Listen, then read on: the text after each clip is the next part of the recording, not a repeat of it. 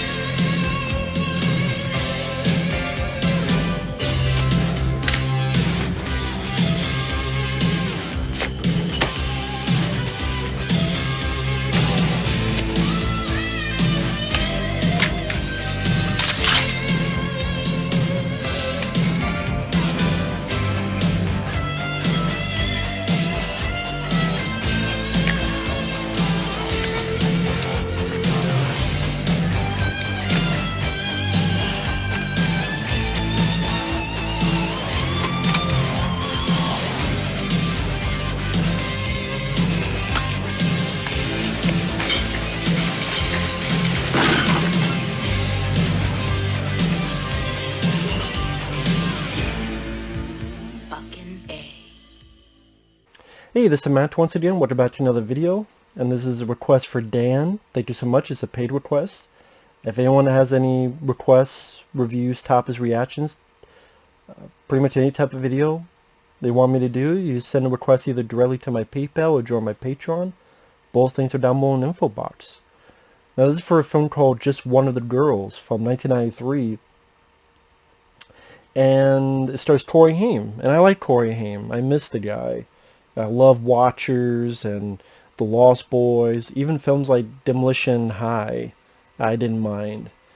And he stars in this with his girlfriend at the time, Nicole Eggert, which they were in another film called Blown Away, which I like this film a lot more than Blown Away. Funny enough, the director of this would go on to direct some really shitty Steven Seagal films. Shadow Man, Flight of Fury, Attack Force. So it's funny, like, the director of this went on to Attack Force, but this is better than all three of those Steven Seagal films combined. This one wasn't that bad. It wasn't anything amazing or great, but it wasn't that bad for what it is. It's Corey Haim. He's applying for this music program, and he wants to leave one school to go to this other school, and it's his dream to go to school, to the music business, but he gets bullied. He gets bullied badly. He's got to find a way to get away from these guys. So one thing leads to another, and he dresses like a girl to avoid them. And it worked. And he's like, wow, well, I got to keep doing this. And wow, now people only knows me as a girl. I got to keep going this direction. And as silly as the premise is, and I'm like, how the fuck does anyone think Corey is a girl? Like, okay, they put the long hair and clothes, but I'm like, clearly still looks like a guy to me. Maybe because I've seen a lot of Corey Haim films, I just see Corey. But I'm like, how the hell does anyone buy that he's a girl? Like, if they bought him as a transgender, or a lady boy or something, maybe, but... So... I guess if you try to go into that leap of faith, if you go along with that, it's not that bad of a film. Corey Haim, I thought he did a good job. He was natural. That's why I don't mind Corey Feldman, but I was more of a Corey Haim fan, because he just felt like more natural to me as an actor, whether it be in Silver Bullet or Watchers or some of the other films, License to Drive. And it moved at a good pace. There were moments that made me smirk. Even the beginning of the film where his sister and parents are sleeping, and his sister's sleeping. It's like, she goes, "Why are you stealing my pens?" And it's not your pens, it's your brain cells. And he's making fun of his sister while she's sleeping. And Nicole Eggert, still very hot, but I bought her more as this. Granted, she plays a cheerleader, but I bought her more in this film than the femme fatale role in Blown Away. You do just some nice nudity.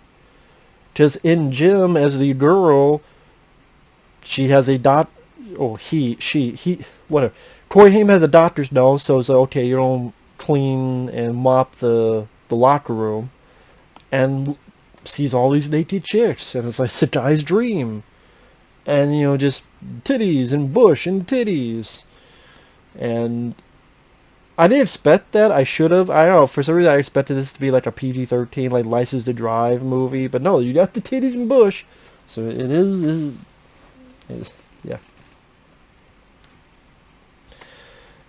And I liked his reaction to that. And he befriends Nicole Eggert, who's a cheerleader. Then you have this bully. The bully that he's hiding from is actually Nicole Eggert's brother. And that bully sees Corey Haim and thinks he's a girl and starts hitting on him. At one point, it's kind of interesting that the bully character actually has an arc, believe it or not, where he starts listening to Corey Haim's girl persona and starts buying like sensitivity books and she tries to be a better person. Granted, that goes out the window at the very end. Well, to a point. Not really. Well, I'll get to that. There is a point, to be fair. But I guess the movie kind of had this... It reminded me of this time where you had this sort of fun teen movie with outlandish premises, but they also got the titties and such. This is the type of film that I would just wonder what SJWs and such would think of today.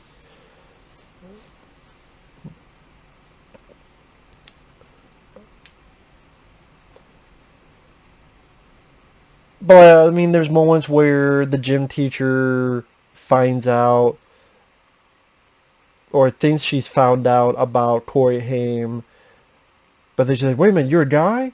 And so Corey Haim has to make up a story about, oh yeah, I'm a cross-dresser. I was, make up this whole bullshit story. I thought Corey Haim and the gym teacher, that lady, they play that scene fairly well. There's another scene where Corey Haim's inviting Nicole Eggert over, and the mom's like, oh, you're inviting a girl over here, and gives him a condom. Oh wait, you're 16. And then pulls out like a bunch of condoms. I didn't expect that from the mom character, and that did make me chuckle.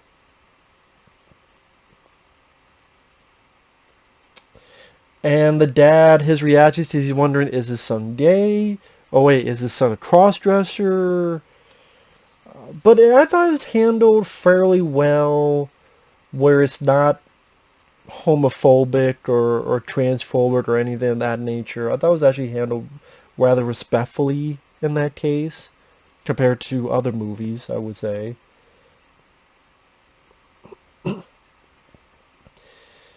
At the end happens, there's the big cheerleader tryout. He lets people know who he is, and things work out for the best. It's not the same movie, but I don't know why it reminded me of Soul Man. I mean, it's different on the premise, but just see, Thomas Howell pretends to be something in order to work amidst the school, then falls in love, and then at the end admits who he really is. But then, he's going to get to with the girl anyway. Same thing with here. And spoiler alert for the ending, spoilers. Well, I was talking about with the bully, when he finds out, like, man, I've been hitting on this girl, but it's a guy. He's ready to beat him up, but then he says, forget it. Now, he goes back to being, with the gang and leather jacket and such, but I guess in a way he did grow a little bit because of that. Which I guess is more you say for a lot of movies where bullies have no arts at all. Now, at the end, there's this lady singing, and her name is Alanis. And I'm like, what, Alanis Morissette? I still don't know if it's Alanis Morissette. Like, I thought someplace it was Alanis Morissette, but I'm like, is it? I know the first name is Alanis, but doesn't sound like her, is it? If you let me know, feel free. Is that Alanis Morissette? Because it didn't sound like her, but it is someone called Alanis. Like I said, the movie, it was nothing special, but based on the cover, I thought it was going to be a lot worse than it was. I think that Corey Haim, there's a few moments of humor that made me chuckle, going at a good pace. Yeah, the nice nudity, you had it reminds me of that time where you could do these type of films, and now outlawed by the SJW community of today because it's sexist, or they just find some way to turn into homophobic, like all that junk, when it's just a movie. And part of me misses that time where you just make a fucking movie. It doesn't have to fucking, there must be some point to this. No, it's just a movie. Relax, chill the fuck out. And it does make me miss Corey Haim, because even a film like this, I thought he did a good job, and he was likable. I thought he was a likable character, and I miss the guy. I do miss the guy. And I wish Watchers would get a Blu-ray, whoever the fuck owns the rights to that. Can Watchers get a Blu-ray? And Watchers too, please? Is that against the fucking law? But what do I know? So, Girls, it's not really related to just one of the guys, which was in the 80s. It's similar in name, but from what I understand, it has no connection story-wise. As in, it's not a sequel. Just a similar name. But I don't think it has like any characters from that film or such coming back. So yeah, if you're a Corey Haim fan, or you like these 90s, goofy movies, outlandish premise films that, has the TNA. Mainly it's that one scene, to be fair. It's that one locker room scene. I don't want to make it seem like the entire film is TNA. It's that one scene in specific, that locker room scene. Although, now that I think about it, well, no. Is this supposed to be college? Because now that I think about it, I thought this was supposed to be college. No, is it? Because the mom says Corey Haim is 16. Does that mean it's high school? So are these high school kids? Were these high school kids naked? So are they all 18? No, I didn't even think about that. Because the mom does say, you're 16. I just assumed, a music program. I just assumed it was college. Shows how much I was paying attention. I was like, well, I guess it's a high school. You see, that shows how much I paid attention to the movie, huh?